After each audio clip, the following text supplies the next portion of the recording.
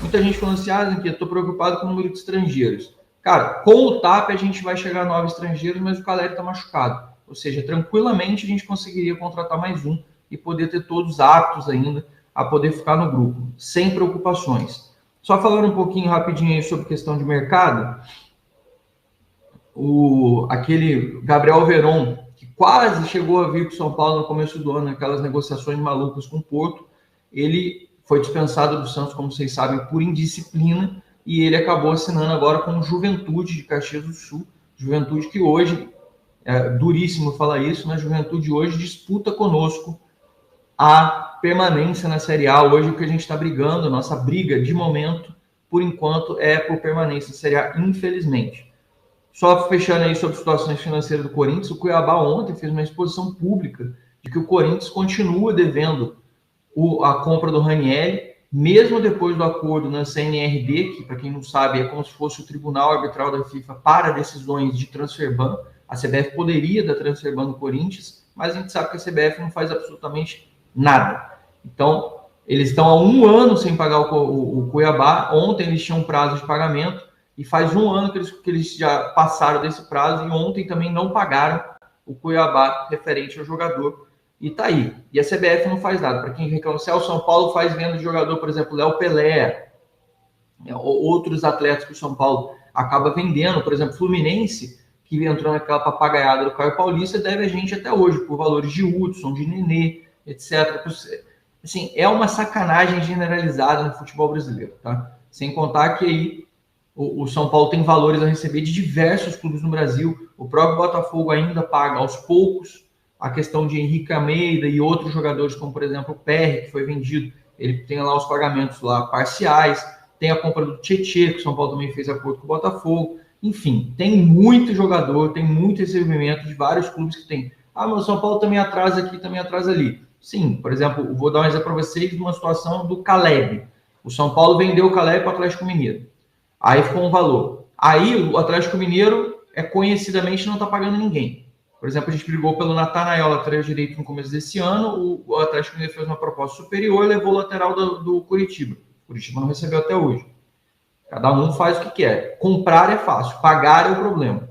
E aí, quando o Fortaleza vendeu o Caleb, quando o Atlético Mineiro vendeu o Caleb para o Fortaleza, o São Paulo chegou no Fortaleza na época e falou assim: olha, eu tenho um dinheiro aqui que eu te devo do Felipe Alves, goleiro. Você abate esse valor e comunica o Atlético Mineiro, porque senão eu não vou ver a cor do dinheiro e você ainda vai me cobrar. O Fortaleza pagou o Atlético Mineiro, porque era mais cômodo para eles. O São Paulo não recebeu o dinheiro do Caleb, o São Paulo se emputeceu e não pagou também o Felipe Alves. Ou seja, vocês percebem que fica um círculo vicioso, fica uma roda louca de problemas e os clubes se atrapalham e se prejudicam o tempo todo aí com relação a essas situações. Isso só para dar uma pincelada de como é louco o mercado, e fazer negociações internas com clubes vem sendo cada vez mais complicadas. Então, o São Paulo vem tentando expandir seus horizontes, fazendo cada vez mais negociações com clubes de fora ou com jogadores livres, como foi o caso, por exemplo, o próprio Dineno rescindiu o Cruzeiro e acabou vindo para o São Paulo. O Dineno que abre o olho, porque com esse futebolzinho aí que ele entrou no último jogo, e com o que ele apresentou aí, a chance dele ficar para o ano que vem é perto de zero. Para quem estava aí, como a gente vai fazer ano que vem com tanto atacante, não sei o quê, que tanto atacante? Do jeito que está, de não ter chance nenhuma de ficar no São Paulo, foi muito mal no jogo desse do Bragantino. Espero que ele caia na nossa boca e meta uns 2 ou 3 aí contra o Corinthians, se é que ele vai ter chance, né? Então vamos em frente. Só passando para vocês aqui um apanhado maior sobre as questões de andamento de negociações de reforços, que é uma coisa que a gente sempre fala. De ontem para hoje, tive 0 novidades. Pior ainda, além de ter 0 novidades, tive ainda uma notícia ruim de que o São Paulo não conseguiu evoluir com relação às negociações, está tendo dificuldade de evoluir nas negociações, principalmente para a lateral direito, que é uma das posições prioritárias do São Paulo. E ontem acabei publicando à noite para vocês no blog do São Paulo até uma postagem do Mike mostrando que está voltando a fazer trabalhos no campo para se recuperar. Ele é uma das esperanças que nós temos, ele que joga de volante, joga de lateral direito, no mínimo, ele tem grande força ofensiva e defensiva, ou seja, ele consegue ir e voltar com muita facilidade. Isso é uma vantagem muito grande que nós temos, por quê? Porque como ele está, como a gente tem só o Cedric, e o Cedric visivelmente está cansando e não está aguentando o ritmo, pelo menos o Mike vai conseguir preencher aquela lateral do campo. E aí eu vou insistir com vocês um assunto que eu já estou falando com vocês há mais de um mês e que eu, inclusive, disse para pessoas do São Paulo ontem que eu conversei. A solução da lateral direita, sem dinheiro, e o São Paulo não conseguindo avançar, para mim está muito clara. A gente tem um lateral direito que, tecnicamente, é muito bom. A gente tem um lateral direito que consegue fazer apoio e que, sem necessidade de ter tanto recurso defensivo com o sistema de 3 zagueiros, ele pode ser muito importante para nós. Está aqui a imagem dele aqui em cima de mim. É o Moreira. Ah, Zanqueta, ele não deu certo, ele não vai resolver os problemas do São Paulo. O Moreira, ele está fisicamente melhor. Ele só nesse primeiro semestre que ele foi para Portugal, que é um futebol muito mais físico, ele jogou 11 partidas. Ele está atuando. É um jogador crítico, ele é barato, é uma aposta simples. Ah, mas Zanqueta, ele vai solucionar os problemas do São Paulo? Não. A minha proposta é a gente tem o Moreira, a gente ter o Moreira e a gente ter o Mike. Com base nisso, a gente poderia conseguir fazer ali uma rotação entre os jogadores, até porque a gente teria essas opções. O Moreira, da parte ofensiva, é muito melhor que o Cédric. Na parte ofensiva, inclusive, ele é melhor do que o Mike.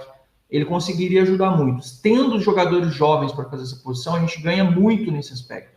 A gente conseguiria ter muito mais capacidade de ataque. Quem sabe o potencial do Moreira, quem acompanhou a carreira dele, quem acompanha tudo, sabe que o problema do Moreira era só físico. Se o Moreira estiver motivado, você liga no Porto, fala, Porto, o cara tá no Porto B, vocês não estão conseguindo utilizar muito bem ele. Moreira, você quer voltar? Na hora o cara vai voltar. Para mim, a solução da lateral direita está em casa. Sem gasto financeiro, a gente consegue resolver isso. Em vez de gastar com lateral, em vez de gastar com outra posição, reforce em posições mais carentes, como, por exemplo, a construção de uma jogada de meio. A gente pode trazer zagueiro, que a gente também precisa. Traz jogadores mais criativos. Bota o dinheiro onde a gente precisa. A lateral direita dá para a gente se virar com o Mike e com o Moreira, é a minha opinião. Eu venho falando isso com várias pessoas do clube. A solução para mim está simples, está mais fácil. Como está a situação do Moreira? Fazendo pré-temporada. Ele está fazendo pré-temporada no Porto. Dá para trazer o cara, dá para chamar ele e dá para fazer esse revezamento com o Cédric, dá para a gente fazer essa modificação e dá para a gente fazer esse trabalho. Na minha opinião, é 100% possível que a gente faça esse trabalho, que a gente consiga tendo os dois, mais o Cédric, que a gente consiga pelo menos estancar essa questão da lateral direita para a gente poder resolver e foque os nossos problemas nas outras posições, principalmente parte financeira, já que vai investir, que invista em outras posições. Esse é o meu pensamento, principalmente com essa dificuldade de contratar jogadores na posição. Então, esse é o meu pensamento, essa é a forma como eu entendo e como eu acredito que a gente possa resolver isso. Sei que isso gera polêmica, tem gente que concorda, tem gente que não concorda. Eu acho que a gente tem o dever de tentar resolver a solução com o Mike e com o Moreira. A gente tem condição de resolver isso com meninos que são nossos, crias da casa, inclusive podendo gerar uma valorização dos dois e depois, caso precisar ter uma venda, precisar ter algum tipo de negociação nesse sentido, a gente ainda conseguisse ter um lucro. Então, para mim, ele envolve muita coisa importante para o São Paulo, sabe? Muita coisa mesmo importante para nós, referentes aí ao que a gente tem nesse momento de janela, tá? Depois vocês comentem aí o que vocês acham. Sei que sempre gera uma polêmica. Ah, Zanqueta, Moreira não é solução de nada, ele sempre se machuca. O Moreira, ele sempre tem problemas físicos. A minha solução é trazer ele com o Mike. E eu acho que o Moreira, depois de estar fora do país, depois de ter jogado no futebol mais físico, como é o de Portugal, como é um outro ritmo de jogo, e jogando com o Crespo, ele tende a crescer muito. Eu aposto muito nisso. Eu acho que daria muito certo, tá? Essa é a minha posição. É uma solução rápida, fácil e que a gente conseguiria já ter o jogador aí apto e pronto para poder jogar com a gente já na próxima semana. E seria fundamental. O Mike ainda está fazendo esse processo de recuperação e a gente teria aí 3 jogadores podendo revezar entre os meninos, criar uma concorrência sadia e gastar o nosso dinheiro, o nosso tempo em outras posições que a gente precise mais, como jogadores ofensivos, já que a gente perdeu o Rian, por exemplo, ou trazendo um zagueiro aí mais robusto, já que a gente está tendo dificuldade. A gente tem 4 hoje, mas na base hoje a gente não tem nenhum zagueiro essencialmente pronto.